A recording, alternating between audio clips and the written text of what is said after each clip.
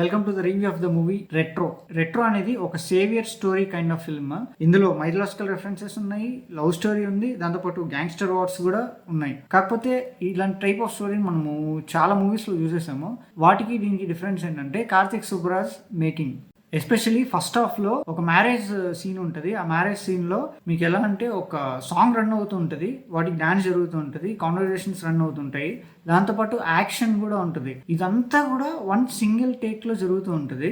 Background music అయితే super, నాకైతే చాలా బాగా నచ్చింది. మ్యారేజ్ సాంగ్ ఒకటి ఉంది, అది చాలా బాగుంది. ఇందులో యాక్షన్ సీక్వెన్సెస్ అన్ని చాలా స్టైలిష్ అండ్ న్యాచురల్ గా ఉన్నాయి. సూర్య గారికి కంగువాతో కొద్దిగా బ్యాక్లాష్ వచ్చింది, బట్ ఈ మూవీతో ఆయన పర్ఫెక్ట్ ఆన్సర్ ఇచ్చారు. Pooja Hegde okay kind of performance.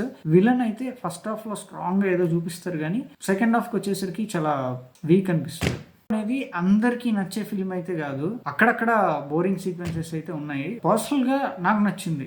Final గా నేను చెప్పేది ఏంటంటే, ఒక సేవియర్ కైండ్ ఆఫ్ స్టోరీని కార్తిక్ సుబ్బరాజ్ మేకింగ్ లో చూడాలనుకుంటే you can go and watch the film. But ముందే చెప్తున్నాను, ఇది అందరికీ నచ్చదు.